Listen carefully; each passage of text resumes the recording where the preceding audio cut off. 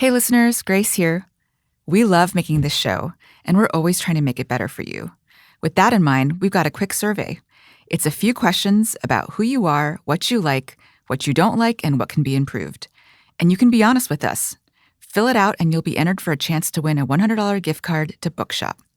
To take the survey, which would really help us out, head to givingdoneright.org/survey.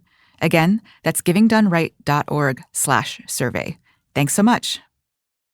Giving from a position of power is actually very easy because it doesn't demand anything of us. But when we really give because we have been humbled and broken, because we really have seen the suffering and injustices for what they are, I think only then could we really be transformed and find joy in giving.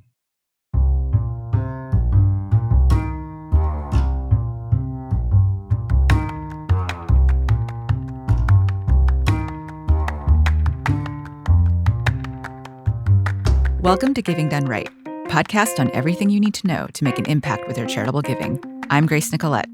And I'm Phil Buchanan.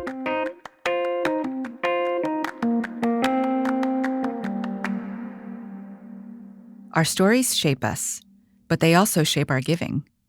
When we overcome hardship or benefit from the generosity or support of others, or just experience luck, it can spark in us a desire to give back, to make a difference for others the way that others have for us. Today, we explore this through an interview with two people with remarkable stories of grit, kindness, and perseverance. Vinh Chung's family fled Vietnam in 1979 when he was just 3 years old in a dilapidated and overcrowded fishing boat. Miraculously, the people on the boat, including Vinh, were rescued by the nonprofit World Vision in the South China Sea. He tells this incredible story in the 2014 book, Where the Wind Leads, which I highly recommend. His wife, Leisle Chung, came to the U.S. with her family from South Korea and endured poverty in rural Arkansas. Her story is amazingly depicted in the Academy Award-winning 2020 movie Minari, written and directed by her brother, Leisle Chung. Vinh and Leisle met in high school in Arkansas. He went on to get his medical degree, and she earned an MBA, both from Harvard. They worked together to build a thriving medical practice in Colorado, Vanguard Skin Specialists. Inspired by their stories and their Christian faith, they've devoted tremendous energy to giving locally and globally on issues such as child sex trafficking, healthcare access, and mental health. Vinh and Leisle are incredible people and have unbelievable life stories. It can be almost hard to imagine what they have experienced, and yet all of us have experiences that shape our priorities, our values, our giving. But no matter what our own stories, we can all learn from the sort of self-reflection that they have gone through to ask themselves what they want their legacy to be, what kind of difference they want to make. As always, if you have feedback for us, shoot us an email at gdrpodcast@cep.org. Here's our conversation with Vinh and Leisle Chung. Vinh and Leisle Chung, welcome to the Giving Done Right podcast. Thank you for having us. Happy to be here. We have loved diving into your stories. So, Vinh, we've read your book, and Leisle, we are huge fans of the movie Minari. And obviously, your lives and your story are beyond those two pieces of important work, but they gave us such a great foundation for understanding where you're coming from. And I thought I would just ask for you all to reflect a little bit on how your stories and your life trajectory, so Vinh, your family being rescued off of a boat in the South China Sea, and Leisle being an immigrant to this country, how has this influenced your personal view of giving? Well, Grace, thank you so much for that warm welcome. For me, I grew up in rural Arkansas, and you referenced the movie that you saw, Minari. And in the opening scene of that movie, you see this family that drives just endless miles on this country road, and they end up coming to this single wide trailer in the middle of nowhere. And the father says, "Here we are, welcome home." And the first time I saw that scene, I just burst out laughing because that's pretty much what happened. And so I grew up in rural Arkansas, a small farming community. And my parents worked in chicken houses. They also farmed. And I think having that type of background from this community, I learned a lot from my parents and just the work ethic, but also just the generosity that I saw in both of them. Because regardless of what our circumstances were, what I witnessed in my parents was just this generosity with everything that they had. They were always willing to share with members of our church, members of the community. And I think that's what they instilled in my brother and me as we were growing up. I will say, though, as I grew up watching my parents and then also growing up in church, I felt this, okay, you're supposed to tithe. And it was very much done out of obligation. And it wasn't until I was much older that I think I found joy in the giving. In fact, when Vin and I moved out to Colorado Springs and we started our medical practice, and we realized that things were going to go well, and we made this decision to start giving out of our practice, I would say just based on my Christian upbringing. And it wasn't until I went out and started seeing the impact of the work that my heart really changed. And Vin, how about you? Your story of your family being rescued off of this boat by this nonprofit when you were 3, you eventually become a board member of this nonprofit, that transition from being someone who benefited from its services to someone who is a donor. Tell us more about how your story intersects with your giving philosophy. I think that my story of giving is completely unexpected.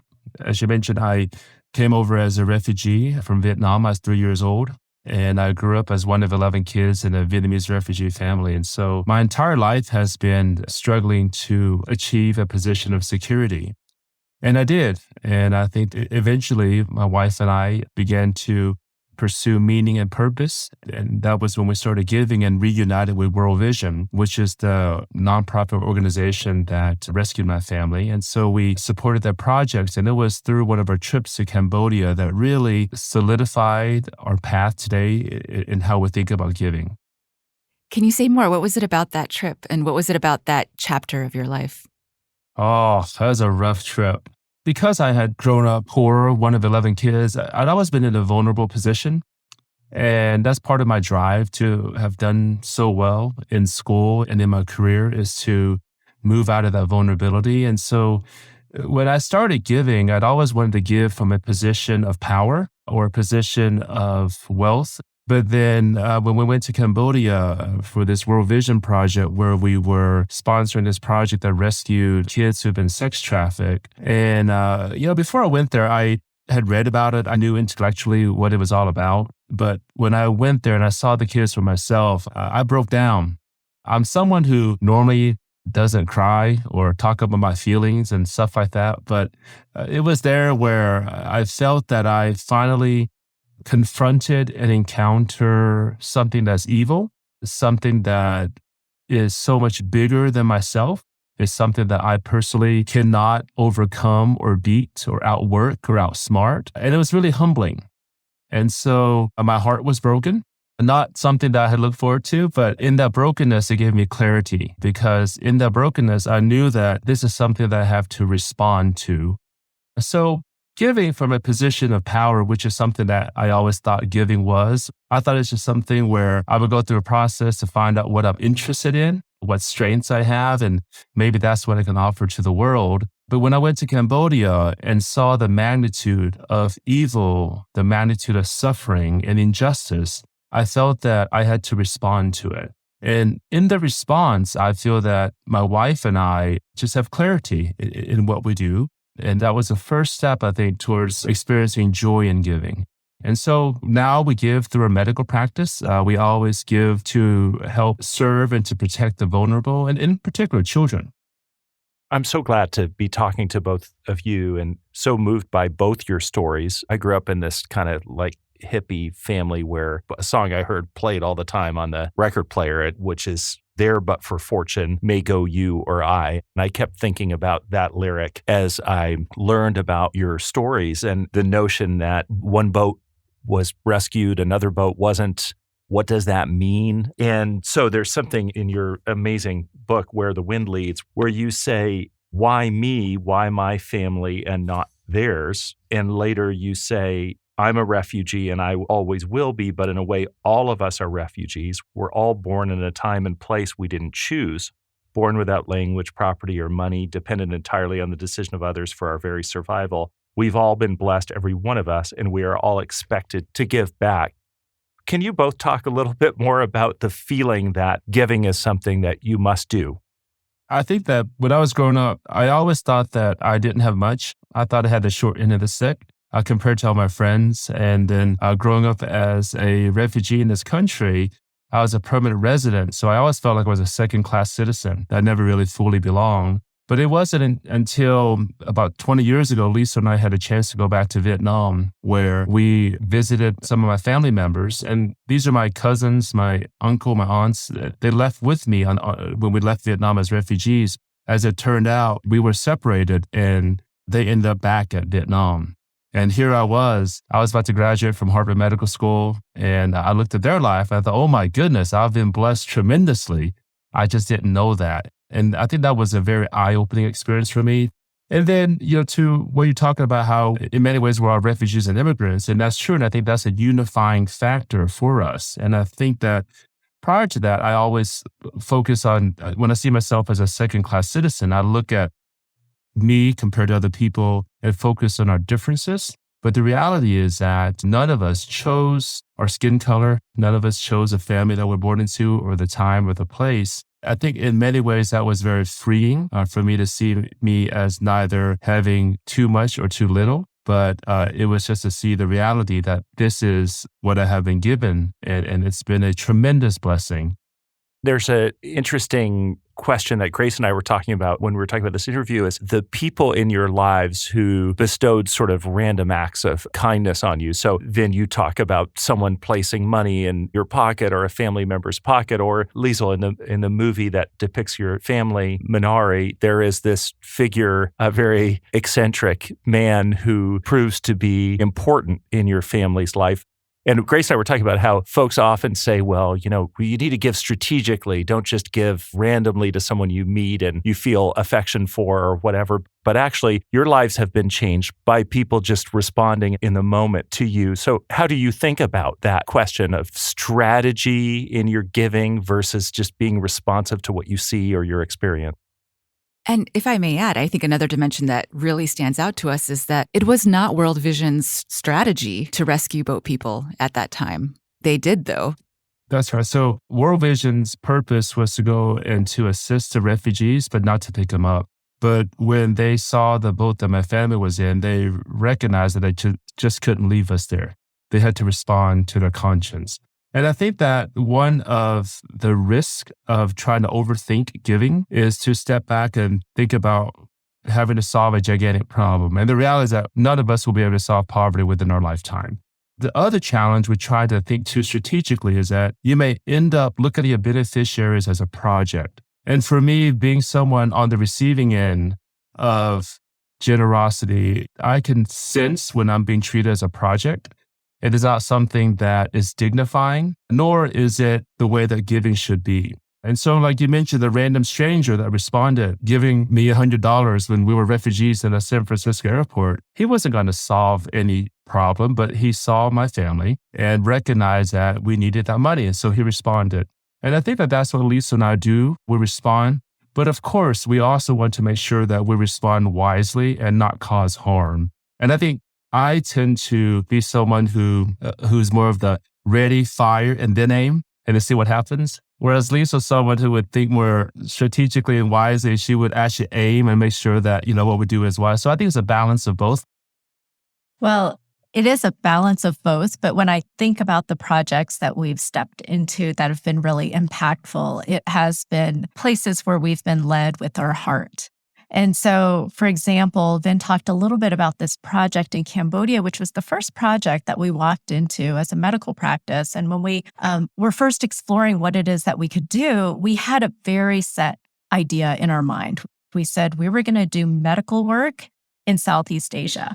And so when we started having conversations with World Vision and other organizations, that's very much what we were honed in on. But then we heard that the biggest problem that was being dealt with at that time was just this issue around child sex trafficking in Southeast Asia. And so we were asked, would you be willing to consider this and come in as a donor on this project? And it was not what we were looking for. But we ended up saying yes because after learning more, we felt like we couldn't walk away from it. The problem was messy and it was big, but I think that's what we needed to step into. And Vin talked a little bit about that project and just the impact that it had. What he didn't add to that is while we were there on our very first trip, he also ended up tearing his ACL. And he was just playing volleyball with some street kids, tore his ACL.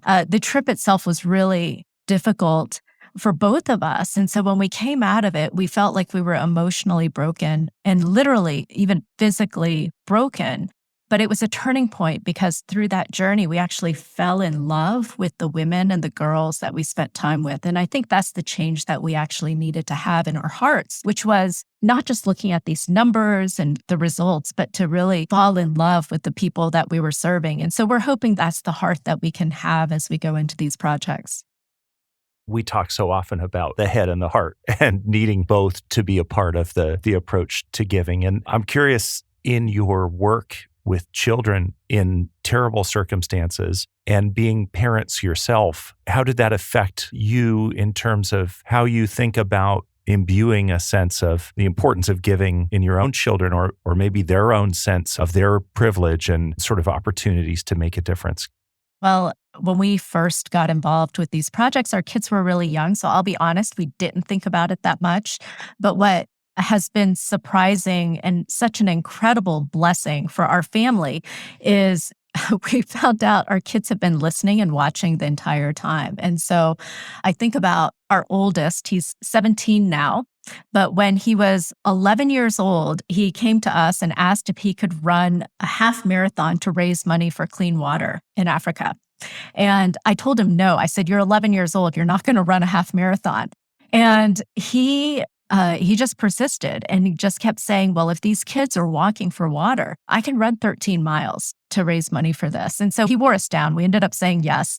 And over time, it's become one of the things he does. He runs these half marathons and he raises money. He's raised, close to $100,000 over the time that he's been doing this. And it just became his heart. And then we watched his younger brother do the same and then start to sponsor kids overseas and take on extra odd jobs to do that. And we've been really gratified because it's not something that we ask the kids to do, but instead they've watched this. And so Vin and I have come to recognize that in giving, we've received so much more because it's just changed the trajectory of our children's hearts. Yeah, and there's another instance too. I remember there was an event where one of our sons, he's probably 10 at this time, and he's just learning about these kids in Africa who are walking for water because they don't have water. So they had to miss school and just the challenges they have. And then he asked me and Leisle, asked if he could work at Vanguard, which is a medical practice. We're like, wait, why would you want to work at Vanguard? He says, because right now he has allowance to sponsor only one child. So he would like to work at our medical office to be able to sponsor another child. And when he learned about it too, talking about it, tears came out of his eyes. And it was at that point too with the, oh my goodness, what we have done has shaped the hearts of our own children. And for us, that's a victory. It's apparent to me that the values that the two of you have, you're saying the kids have watched them. I know that sometimes we try to teach values to our kids, but it's that whole concept of some things are caught, not just taught. And so it seems like that's very much the spirit of your family. I also want to talk about something that is in both the book and in the movie is your faith, right? Your faith also drives your giving. And I think even Phil, the song lyrics that you refer to, I think kind of refer to this like, there by the grace of God go I kind of thing, or like to much has been given, much will be expected. And so I'm wondering if you guys can talk a little bit about that component of your giving as well. When you think about giving, right, there are three questions that I always ask is what, right? What do you do? What you can accomplish? And then how? How do you do it? How do you execute it? So that's, to me, is the mind part. What do you do and how do you do it? But our faith component answers the question, why? And I think that's also why I feel that we can't give. There's situations that we must respond because there's such a clear why and it's so compelling. And we can't just sit there on the sidelines when someone is suffering. And, that caused us to give to World Vision, caused us to respond to the Afghanistan refugee crisis. It caused us to respond to refugees coming out of Ukraine. But it's the why that's there. And that right there is clearly where our faith is. Just gives us a clear why for ourselves as well as for our family. Vin, you were talking earlier about being a refugee, wanting to attain to a level of security before you got to sort of meaning and purpose. And I think that often a challenge, even if we aren't refugees, is that when do we actually reach that level of it's enough and now I need to be thinking about meaning and purpose? Because we could always convince ourselves that it's just right around the corner, but then we actually never really get there. And so I'm wondering if you could talk a little bit about that. How did you, for instance, start imbuing the giving into your practice? Because I know a lot of our listeners may have their own businesses and, struggle to think about how they can start there as well. So I know there's a lot wrapped into there personally and professionally, but what made you continue on this path when so many people say, actually, we're good, maybe in another 10 years? Yeah, so it's not a clear transition, right? Because to be a fully functional, healthy human being, you need security. You also need purpose and meaning at all levels of your life. And I think for us, our faith was a big factor. I learned when I was a kid going to Sunday school. So I was taught, I didn't have anything to give, but I was taught that's what I did. And then my father set the example for us. So we didn't have much. He was a blue collar worker, 11 kids, but he still gave faithfully to our church. And so he still tithed 10%. He gave it to the church. He also gave it to his family back in Vietnam. And so growing up, it was just always a part of my life, something that I saw. And I remember times too, there are times when if I had to be honest, I would resent it a bit because I thought, man, I could probably use some of that money. But watching him do it, it's just a part of my life. Yeah, I mean, definitely my parents influenced me. And then I would say with Vin and me, there was a decision that we made when we were driving out to Colorado Springs. And so both of us, we had been living in Atlanta at the time. I was working as a management consultant. Vin finished up his fellowship. And then we made this decision that we were going to open this medical practice out in Colorado Springs. It was in 2009, when the economy tanked, it was really hard to get a bank loan. We couldn't sell our house. And we thought, you know what, let's do this. Because even if we don't make it, our kids are young, we're both employable. We think we could do this. And so we were doing this drive from Atlanta out to Colorado Springs. And we were listening to this sermon series that Andy Stanley had done out of North Point Ministries. And it was this sermon series called Balanced. And it was about managing your finances.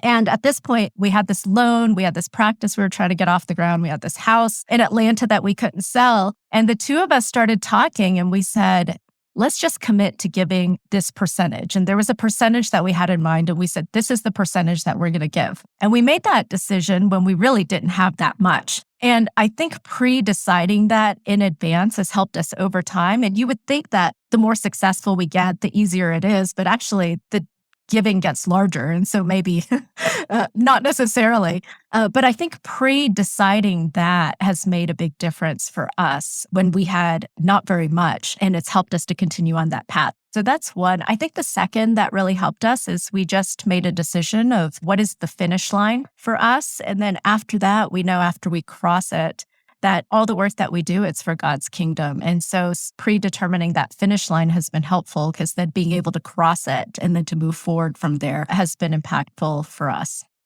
So I would call that as a line of enough. If you don't declare for yourself what is enough, pick a number, whatever it is. If you don't pinpoint it and declare what's enough, you will always be living under the tyranny of needing more. And so when I think about giving, you have to first of all declare enough. Once you do that, then it gives you so much freedom to then focus on what matters. Regardless of what faith you have or no faith at all, we all want freedom, right? We all want meaning and purpose. We all know that we're more than just organisms that pass through on this planet on a finite period of time and then leave a carbon footprint, right? There's more to us than that. And so once we are able to declare for ourselves what is enough, we commit to it, and then we have the freedom to just focus on what matters. Hey listeners, it's Grace. I want to tell you about a show that you may find interesting. Everyone's Talking Money, hosted by money wellness expert and certified financial planner, Shauna Game. Everyone's Talking Money focuses on relevant, inclusive, and forward-thinking conversations around money.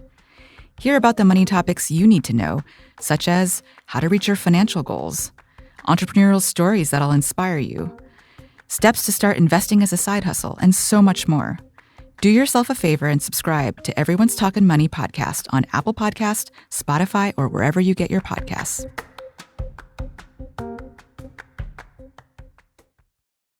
One of the things, and I don't know if either of you will have a response to this, but I can't help but be thinking about it, is that Grace and I spend a lot of time talking to people who have very inspiring level of commitment to giving. We believe that giving is so important, and we believe that so many nonprofits and NGOs in this country and around the world do such vital work that needs to be supported. But at the same time, if you were to look over the last 20 years, the rates of giving in this country are actually declining. It was about 2/3 of American households that gave in 2001. It's just under 50% in the most recent data. I don't know what to make of this. Part of what we try to do is hold up people that we hope are inspiring to others to say, I want to make a difference too. I want to have that experience. I want to feel that joy of knowing that I gave. Do you have any thoughts on that? Or what is wrong in our culture or our society that we're seeing less giving back in terms of just not the dollars, but the rates of participation?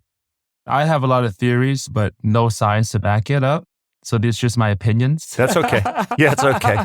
Disclaimer noted. Yeah. Yeah. So, and I speak not as a doctor, I speak just as a normal individual. So these aren't medical data. But I think about, again, these are broad generalizations too, right? I think about the idea of anxiety, depression, and horrible things are happening. And you see it everywhere on media, right? It's just horrible things are happening in this world. And it leads to a sense of helplessness when you see bad things that happen in this world and you don't respond to it. Through giving, we're able to shape this world. And so it's a very empowering process and a very empowering act that we do. And so we try to teach our children that if there are things that they see, first of all, if they want it, I say, well, get a job and you can earn it, right? Grow up and get a job and you earn it. But if you see suffering, instead of talking about suffering, instead of ignoring that it's there, putting it aside, when we fail to respond to suffering in this world, it's not neutral. We suffer what this is a real medical term. It's called moral injury. And it's a type of assault to the essence of who we are, our ideas of what is right and wrong, what is just and unjust. It's actually an assault and we suffer damage from it. It's a term used to describe combat veterans. So these are soldiers who see horrific things. And so for us, for our children, we give not because we're going to fix some grand problem in this world. We give because we're responding to a suffering that we see. We're responding to a need that we see. And so we need to respond as much as a person receiving it needs it. And so both people need it, the receivers as well as the giver. That's how we see philanthropy. I'm so glad that you said that because oftentimes we talk about giving, I think that piece is completely left out, right? Like the way that we as donors get to be changed. It's like sometimes we feel like, okay, we're helping other people who are in deficit in some way, but then we completely forget that perhaps in non-monetary ways, we are in deficit. Yes. And actually the transformation that happens when we are in community with them is actually very much a part of the story that needs to happen with us, perhaps sometimes even more than what needs to happen with them. And so why do we always sort of leave that piece out? I think that money is charged. I think wealthy people have a bad reputation. That's just how we see money. I can't explain why, but that's just how it is. At least for me, when I was growing up, that's how I saw it. I had a very unhealthy view of what wealth was and what it means to give. But the challenge, though, is that giving from a position of power is actually very easy because it doesn't demand anything of us. But when we really give because we have been humbled and broken, because we really have seen the suffering and the injustices for what they are, I think only then could we really be transformed and find joy in giving. And Grace, I just want to add to that because I love what you said about how we are the ones that are transformed. And in many ways, we actually end up receiving and we end up learning and we end up becoming the beneficiaries. I actually think about this young woman who I met during one of my trips. And she was a young woman who was about 17 years old at the time that I met her. And she was at a trauma recovery center, and it was for women and children who had been trafficked. When we were there, she asked me if she could do my hair and makeup because she was learning how to be a cosmetologist. She wanted to do my hair and makeup just to thank me for being there and for supporting the work that was being done there. And as I got to know her, I learned her story, and I learned that she had been at this recovery center for about a year. She had been rescued out of a brothel. And she said that when she was first brought to the center, she was really upset. And it's because her income was what was supporting her mother and her two younger siblings. And as a teenager, she was placed in this situation where her father had left the family. Her mother was very sick, unable to work, and she had two younger siblings. And so no matter what job she took, it was never enough until she went and started working as an underage prostitute. So she's sharing the story with me.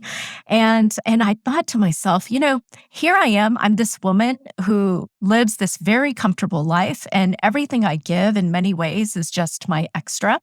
And then here's this 17-year-old girl, but really I'm going to say woman because of the life that she's lived and just the maturity that she had. And for her, she gave everything she had to support her family. And then here she was doing my hair and makeup to thank me for my generosity. In that moment, I recognized that I was the recipient of her generosity. And so, Grace, what you say is absolutely true. In this journey, we're not necessarily the ones who are the givers, but we also receive so much. But you think about all of the relationships that we have in our lives, right? Like with a marriage, I have received so much more than what I've given. If you have children, right, we give them so much, so sacrificially, but then we get so much in return by the love that we see from them. And so giving to strangers, that I think from a faith basis, that's what we're doing to complete strangers who don't look like us, who live in other parts of the world. How is it that we're able to have that type of relationship and community and connection with them? And I think for us, that is a part of the philanthropy journey that has been really fulfilling for us. I know we started this whole conversation with the disclaimer that this is not science or, medical advice. But in fact, there's been plenty of research that has shown the positive relationship between generosity, between giving and at least self-reported happiness. So it's not just theory, it's true. And in my mind, how do we help people to recognize that truth, that having a sense of purpose and a drive to give back will actually help you to feel better and do better in life? I want to go back to your business. And I know that a lot of our listeners are wondering, how do we become philanthropic through our day jobs as well? And oftentimes, folks do have their own businesses, like the both of you have your practice. What does that look like, starting that conversation about philanthropy through your work? Well, the mission for our medical practice is that we're going to make a positive impact on our patients, our community, and our world.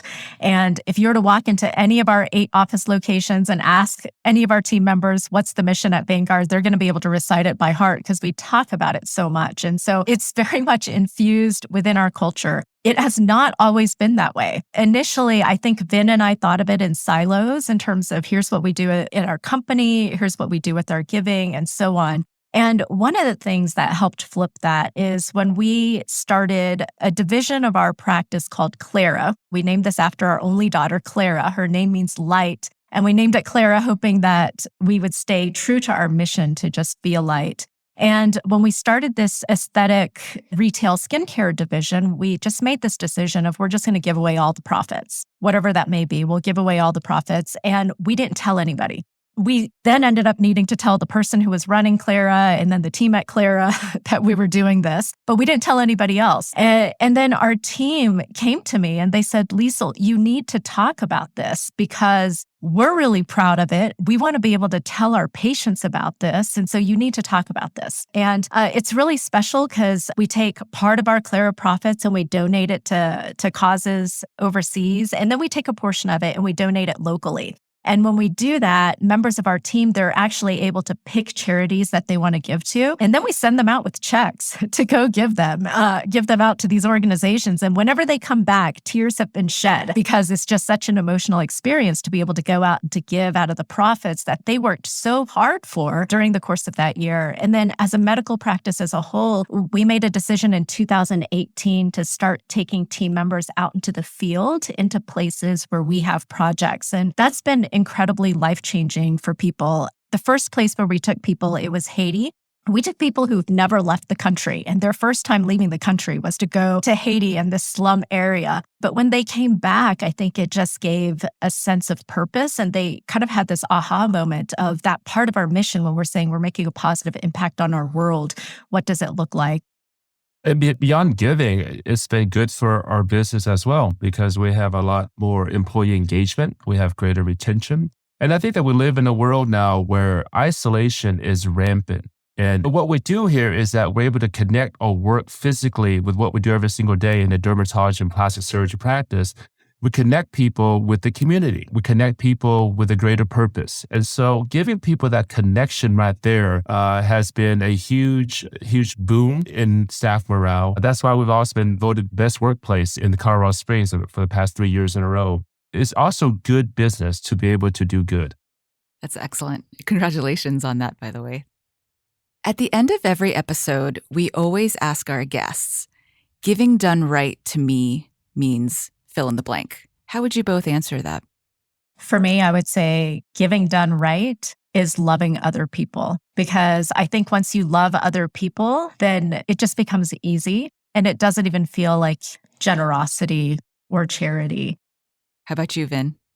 I will give a separate parallel statement, but I'll follow on the idea of love. And so I would say love is a verb, it's an act of submission. And it's very difficult. We're not wired to submit to others.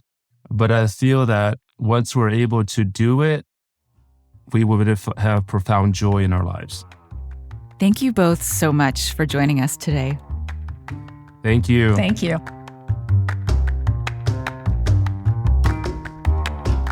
Vin and Leisle decided somewhere along the way what was enough in terms of the accumulation of wealth. And part of what motivated that decision to focus on giving in a big way and in a way that cuts across their family and their business was this recognition of their own good fortune, their own stories, and a desire to address that feeling of sort of why me, which Vin writes about in the book, with a focus on giving to others.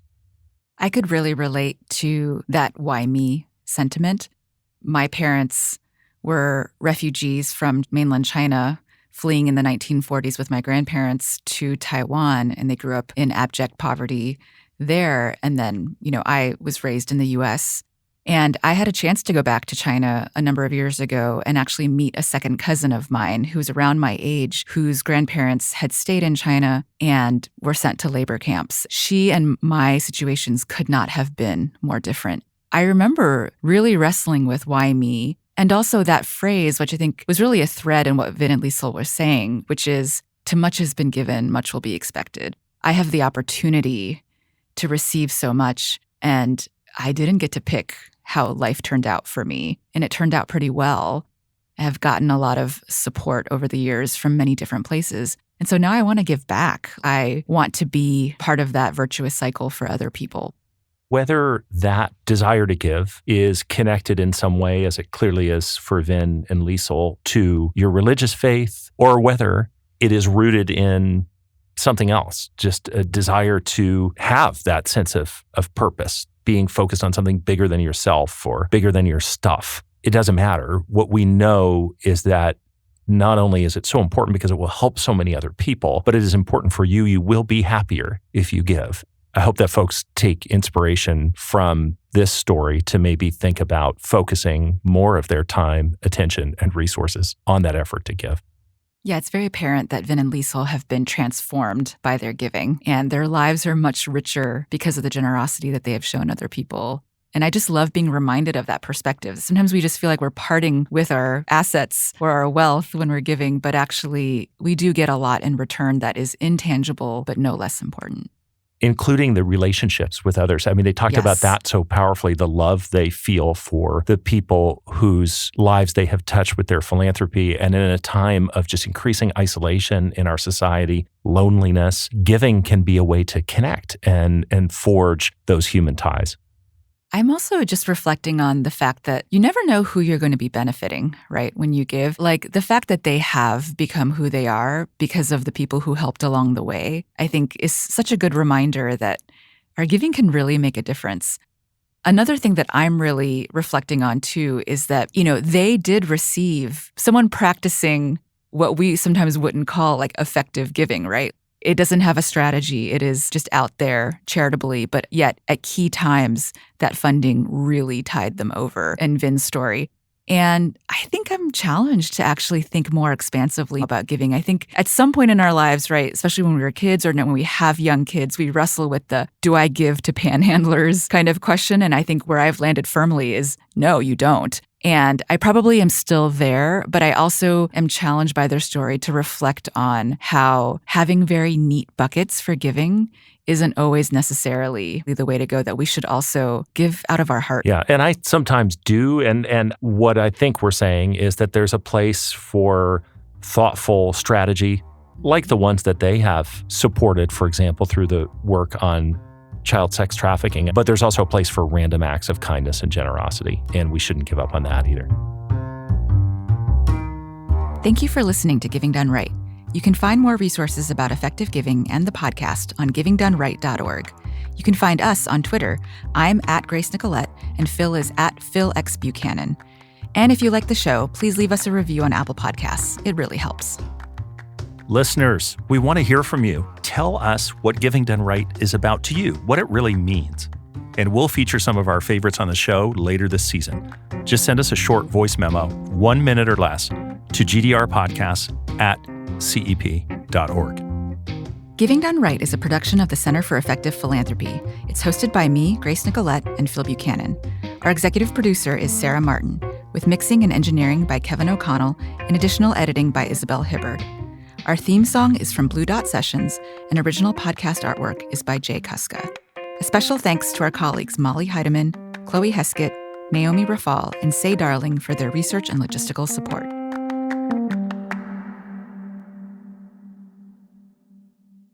Whether you're just getting started or have been sitting in the C-suite for years, sooner or later, most of us hit a wall, a plateau, an obstacle. The Action Catalyst podcast is designed for this moment, dedicated to intentional leadership, giving you actionable steps and hard-earned insights to ignite your passion for what's next. From thought leaders that have walked the road and come out better and stronger. Get inspired to take action today. Ignite your catalyst at theactioncatalyst.com or wherever you listen to podcasts.